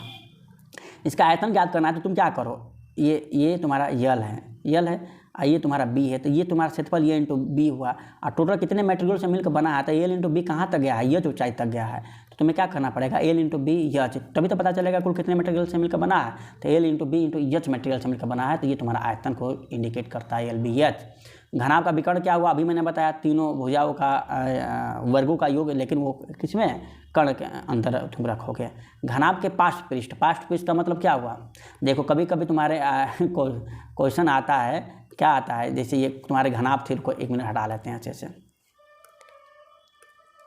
कभी कभी क्वेश्चन एग्जाम में आता है कि चारों दीवारों को पोताई करने में कितना खर्च तुम्हें आएगा। चारों दीवारों को पोताई में कभी भी फर्श और कभी भी छत हम नहीं पोताई करते हैं, 4 दीवार को पोताई करते हैं। उस समय घनाभ का हमें वक्र पृष्ठ ज्ञात करना रहता है, पार्श्व पृष्ठ ज्ञात करना रहता है। तो उसमें देखो, उसमें तुम्हारा क्या हो जाएगा, ये तुम्हारा हो जाएगा 2h ब्रैकेट में एल इंटू बी हो जाएगा। अगर संपूर्ण पृष्ठ का क्षेत्रफल पूछे, संपूर्ण पृष्ठ का क्षेत्रफल, एक पृष्ठ का क्षेत्रफल क्या होगा तुम्हारा, एल बी होगा, एल बी इसका भी होगा, ऊपर वाले का भी एल बी होगा, और इसका देखो तो बी इंटू एच होगा, इधर भी बी इंटू एच होगा। तो ये और ये बी इंटू, और ये इस साइड वाला का देखो, इस साइड वाला का क्या होगा, तो इस साइड वाला का देखो इधर एच है और इधर यल है, यानी एल एच होगा, ये भी अपोजिट भी एल होगा। तो 2 बार आएगा, एक बार 2 एल बी आएगा, एक बार 2 बी एच आएगा, एक 2 एल एच आएगा। 2 कॉमन कर लोगे तो ब्रैकेट में आएगा L B into B H into H L. ठीक है दोस्तों, इस प्रकार से संपूर्ण पृष्ठ का क्षेत्रफल ज्ञात करोगे और घनाभ का आयतन कैसे ज्ञात करोगे ये भी मैंने बताया। अब चलो नेक्स्ट देखते हैं। दोस्तों ये फार्मूला याद करने का सब तरीका है हकीकत ज्ञान से। दोस्तों अब आगे देखते हैं कि बेलन के बारे में। दोस्तों बेलन की आकृति ये तुम्हारी हुई, इस बेलन की आकृति में एक वृत्त और एक तुम्हारा ये इस प्रकार से होता है, या ऐसे भी तुम देख लो, एक ये तुम्हारा कागज़ है, इस कागज़ की लंबाई को, इस कागज़ को अगर तुम मोड़ोगे, ऐसे मोड़ोगे, तो देखो इसको अगर मोड़ोगे तो ये यहाँ से लेकर यहाँ तक हम तुम्हें क्या मानते हैं, यल मानते हैं, और ये तुम्हें यच मानते हैं। तो जब इसको मोड़ोगे तो मोड़ने के बाद तुम्हें ये आकृति तुम्हें दिखाई देगी। देखो इसको गोलाकार अगर मोड़ना है, गोलाकार मोड़ने का मतलब इस तरीक़े से मोड़ोगे तो ये आकृति तुम्हें दिखाई देगी। अगर तुम्हें ये क्षेत्रफल ज्ञात करने के लिए अगर हम कह दें ये क्षेत्रफल ज्ञात करो, तो तुम ये क्षेत्रफल ज्ञात करने के लिए अगर तुम्हें कह दे तो तुम क्या करते, यल इंटू एच करते कि नहीं, एल इंटू एच करते ना, ये क्षेत्रफल तुम्हें ज्ञात हो जाएगा। तो तुम यहाँ से देखो तो एक कागज़ को ऐसे मोड़ दोगे तो एक बेलन का रूप में धारण कर लेगा, लेकिन याद रखना ये यल क्या है, ये तुम्हारा यल बन गया है, और यच देखो ये चौड़ाई को हमने इसमें यच ही माना है, ये तुम्हारा ऊंचाई बन गया है। यानी तुम लंबाई के परितः इसे मोड़े हो तो ऐसे तुम्हें बना है। कभी कभी चौड़ाई के परितः, तो जिसके परितः घुमाने के लिए कहेगा, मान लो कि यहाँ पर ये तुम्हारा यल हो जाएगा, ये यल होगा, यानी एक वृत्त की परिधि हो जाएगी, एक तरीका से यल एक वृत्त की परिधि हो जाएगी, है ना। और ये तुम्हारी ऊंचाई धारण कर लेगा। ये तुम्हारा अगर मानो ये चौड़ाई b हो, तो अगर हम लंबाई के परितः घुमा रहे हैं और एक बेलन बना रहे हैं, तो ये तुम्हारा यल को डिनोट करता है और ये तुम्हें b को डिनोट कर रहा है। ठीक है दोस्तों, आगे देखो वक्र पृष्ठ का क्षेत्रफल तुम्हें हम अभी बताया, इस वक्र पृष्ठ का क्षेत्रफल। अब ये बताओ, ये तुम्हारा वृत्त का अगर ये हम ज्ञात करें तो ये क्या होता है, 2πr होता है कि नहीं, 2πr होता है कि नहीं। इसको हम खोल देंगे तो यही तो, इसको अगर खोल देंगे तो यही तो यल का मान 2πr हो जाएगा दोस्तों। 2π देखो किसी भी वृत्त का वक्र पृष्ठ 2πr होता है ना, तो ये वक्र पृष्ठ अभी बताया है कि ये वक्र पृष्ठ यल हो जाएगा और इसका मान 2πr भी हो जाएगा। अगर अपोजिट साइड देखा जाए तो ये तुम्हारा 2πr हो जाएगा। इंटू चौड़ाई के ये चौड़ाई है b, ये किसके बराबर होगा, यच के बराबर हो जाएगा होगा। अगर इसका क्षेत्रफल हम ज्ञात करेंगे तो क्या हो जाएगा, इसका क्षेत्रफल ज्ञात करेंगे तो लंबाई इंटू चौड़ाई यानी 2πr इंटू यच, यानी वक्र पृष्ठ का क्षेत्रफल ज्ञात करें यानी इसका क्षेत्रफल ज्ञात करें तो हमारा 2πr इंटू यच होगा। देखो वक्र पृष्ठ का क्षेत्रफल हमारा 2πr इंटू एच हो गया, 2πr हो गया वक्र पृष्ठ का क्षेत्रफल दोस्तों। और संपूर्ण पृष्ठ में क्या होता है, ये वृत्तीय जो वृत्तानुमा ये बना आकृति, इसका भी क्षेत्रफल जुड़ जाता है। तो ये देखो ये एक वृत्त है, ये भी एक वृत्त है, तो वृत्त का क्षेत्रफल तुम्हारा πr² हो गया, इसका भी तुम्हारा πr² हो गया, यानी 2πr² हो गया। और वक्र पृष्ठ तुम्हारा 2πrh होता ही है, तो इस वक्र पृष्ठ में πr² कितनी बार जुटेगा, एक बार ये यानी 2πr² जुटेगा, 2πr² जुटेगा, यानी ये तुम्हारा संपूर्ण पृष्ठ हो गया। इस संपूर्ण पृष्ठ में 2π अगर कामन कर लोगे तो क्या तुम्हें बचेगा, 2πr कामन कर लोगे तो बचेगा 2πr कामन कर लिए तो यहाँ बचा यच, यहाँ बचा r, यानी यच प्लस r या r प्लस यच। यानी ये तुम फार्मूला याद न भी करो, फिर भी अगर हकीकत ज्ञान जानते हो तो काम तुम्हारा बन जाएगा। अब आयतन का फार्मूला कैसे याद करेंगे, तो देखो इसके लिए हम इसे हटाते हैं और फिर वापस लाते हैं, फिर तुम्हें आयतन का फार्मूला आसानी से याद कराते हैं। आयतन का मतलब तुम्हें बताया ही मैंने कि आयतन का मतलब होता है कि क्षेत्रफल हमारे कितनी ऊंचाई तक गया है वो ज्ञात करो। आयतन मतलब तुम्हें क्या बताया, क्षेत्रफल इंटू ऊंचाई। अब देखो ध्यान से, ये तुम्हारा πr² होता है ये क्षेत्रफल, ये हमारा बेलन का क्षेत्रफल क्या होता है πr² होता है ये एरिया। और आयतन का मतलब होता है कि वह वस्तु कितनी मटेरियल से मिलकर बनी है, पूरे मटेरियल का माप। तो ये πr² कहाँ तक गया है, πr² तुम्हारा ये πr² पूरा यच ऊंचाई तक गया है। तो एक ही अगर पॉइंट एक ही मीटर का अगर देखते हैं तो πr² तुम्हारा मटेरियल का मान निकल गया, लेकिन यच ऊंचाई तक गया है। टोटल ज्ञात करने के लिए हमें एच से गुना करना पड़ेगा कि नहीं, और टोटल हमें ज्ञात हो गया, वही तो आयतन कहलाता है। टोटल मटेरियल से मिलकर बना जो माप होता है वही आयतन कहलाता है, यानी तुम्हारा इसका आयतन हुआ πr² इंटू यच होता है बेलन का आयतन। कैसे याद करोगे, तो ये तुम एक वृत्त मानोगे, इस वृत्त का क्षेत्रफल क्या होता है πr² इंटू कितने ऊंचाई तक गया है, यच ऊंचाई तक गया है, तो πr² इंटू यच हमारा क्या हो गया, आयतन हो गया दोस्तों। अब वही खोखला बेलन कह देता है, तो दोस्तों वही खोखला बेलन वाला क्वेश्चन घुमावदार पूछ देता है, तो यहाँ पर हम आसानी से उसका मान ज्ञात कर लेते हैं। और यहाँ से ये छोटा वृत्त r हुआ और बड़ा वृत्त हमारा कैपिटल R हुआ, तो वक्र पृष्ठ तो हमारा वही होगा ऊपर। अंदर का वक्र पृष्ठ जब कह देगा तो इसका हम फार्मूला मान लेंगे, किसका, छोटे वाले का मान लेंगे। हाँ, छोटे वाले का अगर वक्र पृष्ठ पूछ देगा कि अंदर वाले का वक्र पृष्ठ बताइए तो ये ज्ञात कर लेंगे। तो वक्र पृष्ठ ये भी होगा, अगर अंदर वाले का पूछेगा तो ये भी ऐड कर देंगे। तो इस प्रकार से हम ये ज्ञात कर लेंगे। अगर बड़ा त्रिज्या r है और छोटा त्रिज्या मैंने इसका त्रिज्या r है, तो अगर ये मटेरियल पूछेगा, ये मटेरियल, तो ये क्या हो जाएगा, कैपिटल R माइनस R हो जाएगा। तो इस हिसाब से हम इस खोखले बेलन का भी हम ज्ञात करेंगे और आप देखिएगा खोखले बेलन का क्या होता है दोस्तों। चलिए आपके इसी से रिलेटेड क्वेश्चन एग्जाम में देखने को ज़्यादा मिलता है। चलो आगे हम देखते हैं आगे क्या कहता है। अब है दोस्तों शंकु यानी कोण पर आधारित अगर फॉर्मूलाएं देखें तो कैसे याद करेंगे। तो जो कोण होता है दोस्तों, ये कोण को अगर ध्यान से तुम देखोगे कि जो कोण की आकृति होती है, ये हमें लगता है कि हमें क्या, तुम्हें भी देखने से लग रहा होगा कि मान लो कि एक कोई अगर हम इसे शंकु ही मानते हैं, यहाँ से यहाँ तक इसे क्या मानते हैं, चलो इसके अपोजिट इसको देखते हैं। इसे मान लो यहाँ से हम चले, इसको अगर एक शंकु की आकृति अगर बनाए तो कैसा बनेगा, देखो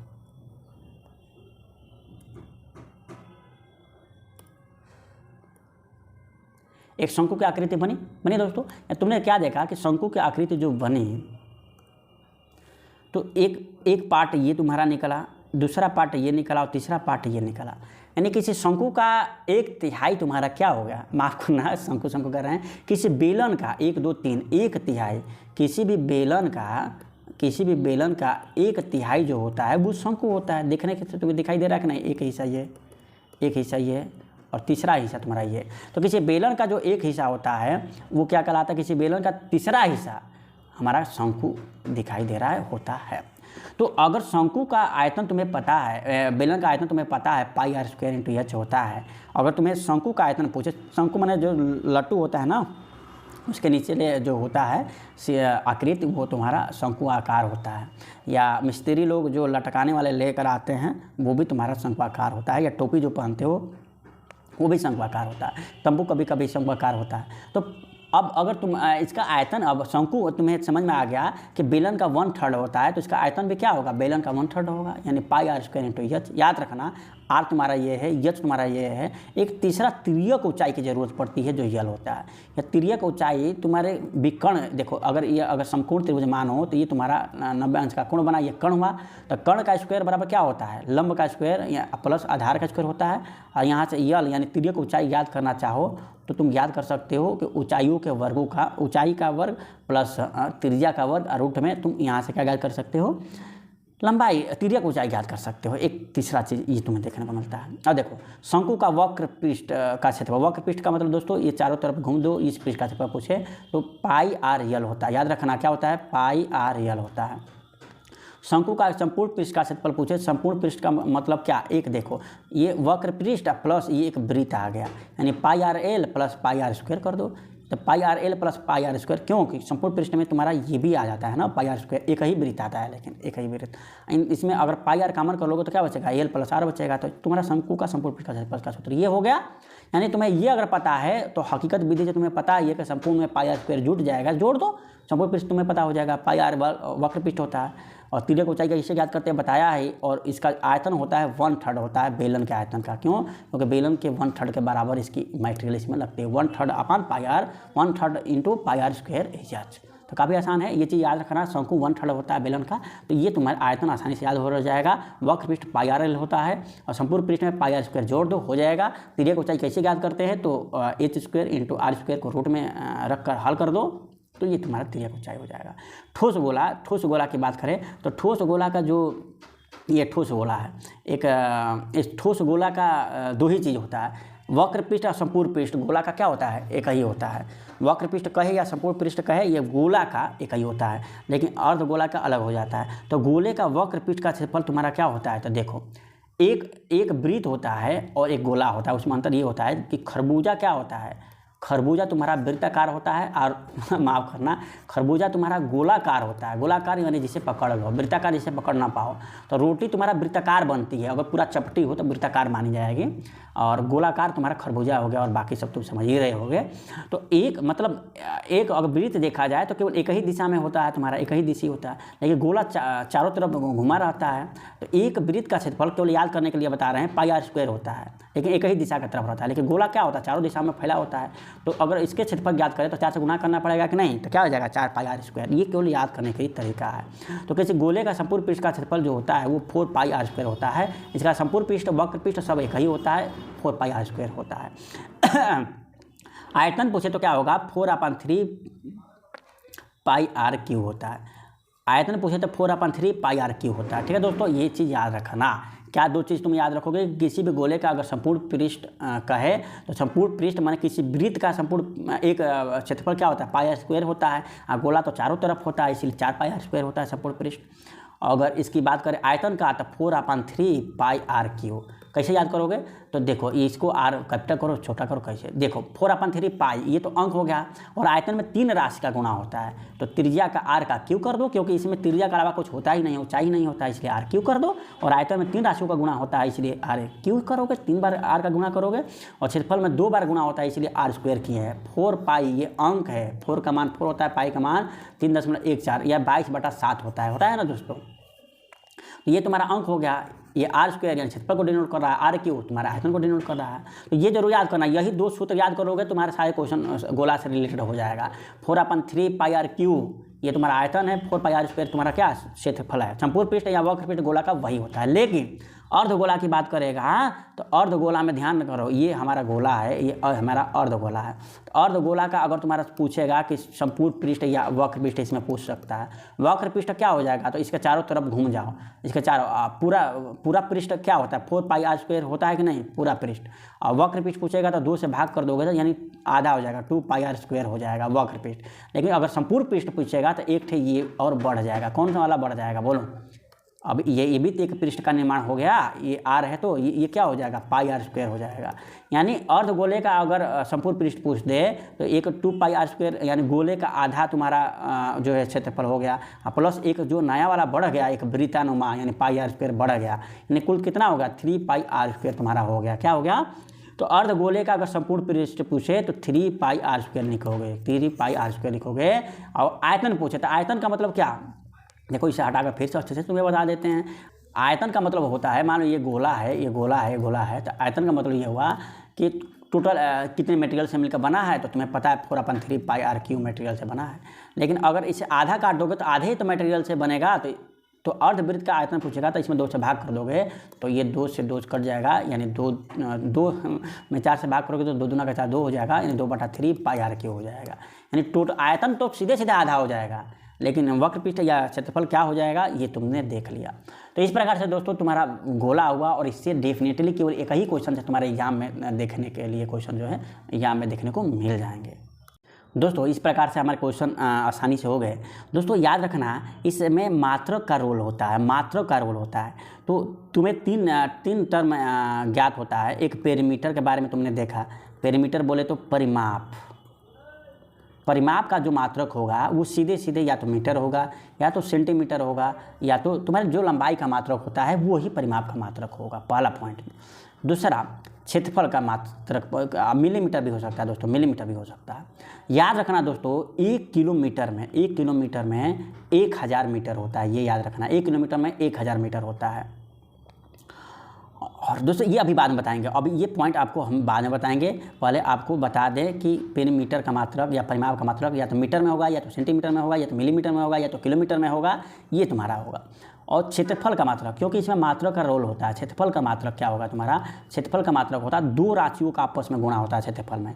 तो 2 राशियों का गुणा, और ये राशि का भी मात्रक मीटर या इसका भी मीटर, इसलिए क्षेत्रफल का मात्रक या तो मीटर स्क्वायर होगा या तो सेंटीमीटर स्क्वायर होगा या तो किलोमीटर स्क्वायर होगा, यानी जो भी होगा स्क्वायर होगा। तो मीटर स्क्वायर को कभी कभी वर्ग मीटर भी कह देता है, तो घबरा नहीं जाना, वर्ग मीटर भी कह देता है। सेंटीमीटर स्क्वायर को कभी कभी वर्ग सेंटीमीटर कह देता है, तो वर्ग सेंटीमीटर कहेगा तो घबरा न जाना, डर न जाना। बहुत लोग दोस्तों डर भी जाते हैं, अजीब बात है। अब दोस्तों आयतन के बारे में बात कर ले, आयतन के बारे में बात कर ले। आयतन में क्या होता है, 3 राशियों का आपस में गुणा होता है, L × B × H। और यल का मात्रक तुम सभी जानते हो यम होता है, बी का भी यम होता है, एच का भी यम, यानी मीटर। मीटर का 3 बार गुणा करोगे तो मीटर क्यूब होगा। तो या तो मीटर क्यूब हो जाएगा, या तो सेंटीमीटर क्यूब हो जाएगा, या तो मिलीमीटर क्यूब हो जाएगा, या तो किलोमीटर क्यूब हो जाएगा। तो ये मीटर क्यूब भी हो सकता है, या कभी कभी कह देगा, इसी को कह देगा घन मीटर, इसी को कह देगा घन सेंटीमीटर। घन सेंटीमीटर कह देगा तो डर नहीं जाना भाई, घन सेंटीमीटर मतलब किसी घन की बात कह दिया क्या, तो नहीं दोस्तों। और दोस्तों मैंने एक चीज़ ये बात बताया, और एक चीज़ और बात आपको बता रहा हूँ, इसको ध्यान से समझिएगा। वो चीज़ ये है कि 1 किलोमीटर में तुम्हारा 1000 मीटर होता है, 1000 मीटर होता है।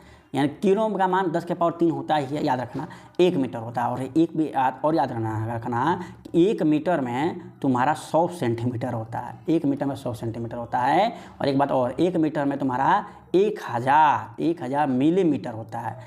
तो ये भी बात तुम्हें याद ही रखना है। क्या याद रखना है, याद रखो अभी भी 1 किलोमीटर में 1000 मीटर होता है, 1 मीटर में 100 सेंटीमीटर होता है, और 1 मीटर में 100 मिलीमीटर होता है। देखो यहाँ से 1 मीटर 100 सेंटीमीटर के बराबर हो गया, और 1 मीटर 100 मिलीमीटर के बराबर हो गया।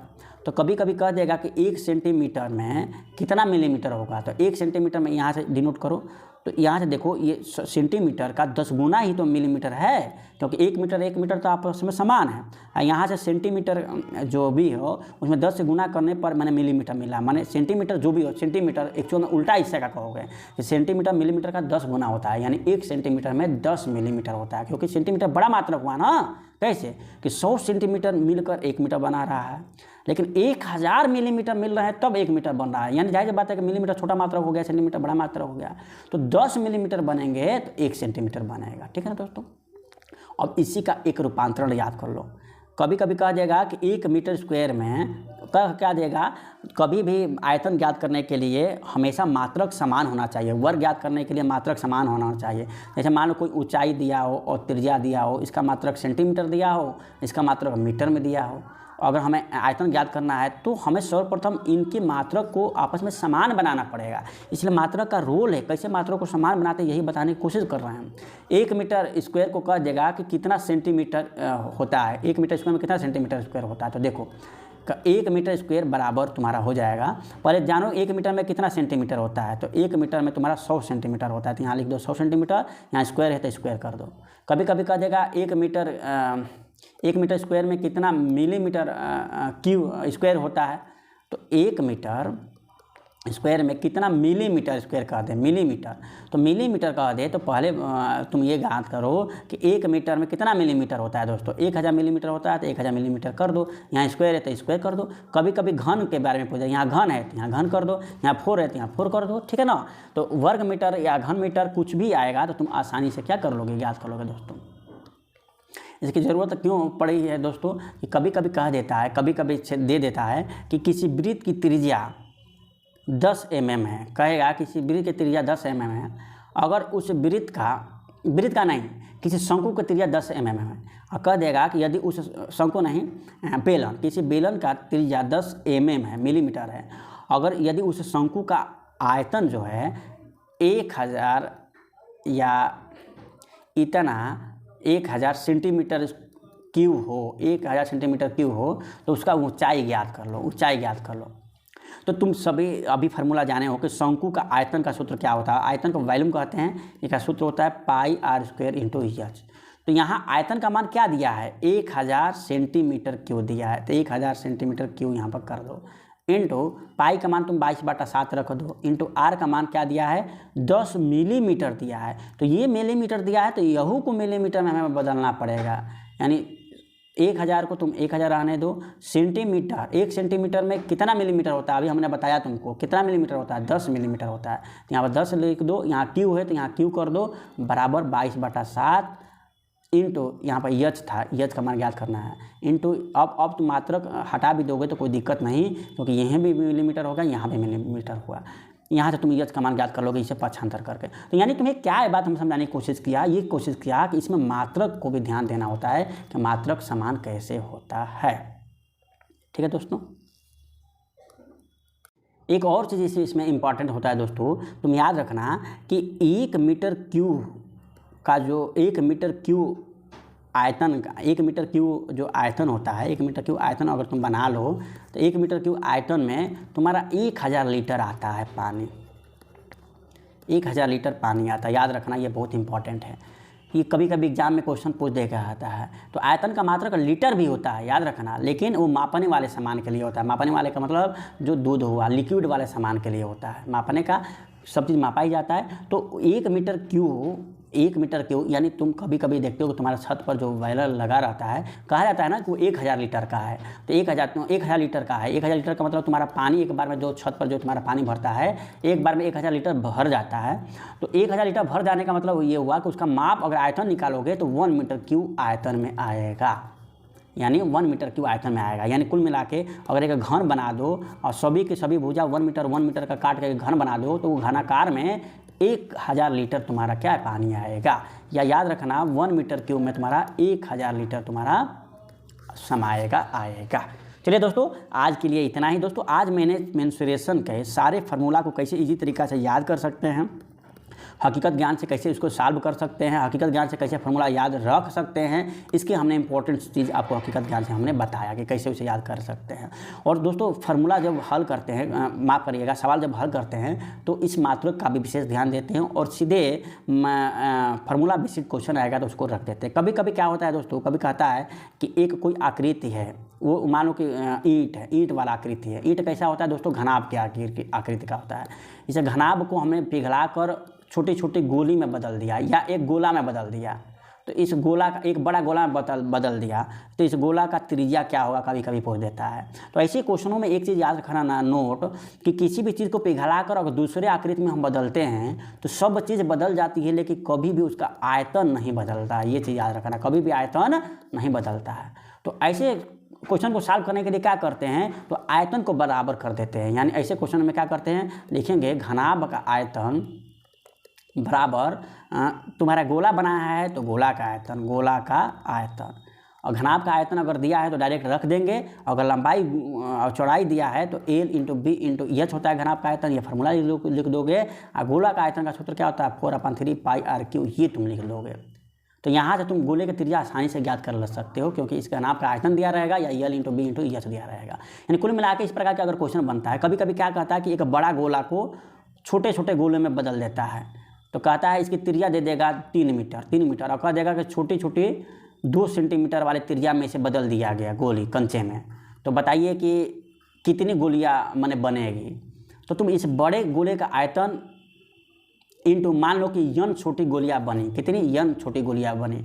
मैंने तुम्हें अभी क्या बताया कि कभी भी आयतन चेंज नहीं होता है, आयतन चेंज नहीं होता है। तो तुम क्या करोगे, एक बड़ा वाला गोले का आयतन बराबर छोटे वाले गोले का आयतन, छोटे वाले गोले का आयतन इंटू छोटे वाले गोलों की कितनी संख्या बनी, तो हमने माना n संख्या बनी, तो n से गुणा कर देंगे तो टोटल छोटे गोले का आयतन यहाँ से निकल जाएगा और बड़े गोले का आयतन यहाँ से निकल जाएगा। इसमें यहाँ भाग कर दोगे तो कुल कितनी गोलियाँ जो है बनेगी, ये तुम्हें n का मान ज्ञात हो जाएगा। दोस्तों यदि इस वीडियो को आपने शुरू से अंत तक देखा होगा तो निश्चित ही किसी भी एग्जाम में आप बैठोगे तो डायरेक्टली क्वेश्चन को आप करके आओगे, हमें ऐसा विश्वास है। दोस्तों आज तो मैंने फार्मूला कैसे होता है, कैसे याद किया जाता है, क्या हकीकत ज्ञान है, पूरे मेंसुरेशन से हमने बताया, और फिर किसी दिन हम इससे रिलेटेड क्वेश्चन को कराएंगे। लेकिन इतना अगर आप जानते हैं तो किसी भी क्वेश्चन को आप आसानी से सॉल्व कर ले जाएंगे। तब तक दोस्तों नमस्कार, धन्यवाद। यदि मेहनत हमें अच्छी आपको लगा हो तो प्लीज़ इस चैनल को सब्सक्राइब करें। तब तक दोस्तों नमस्कार, जय हिंद।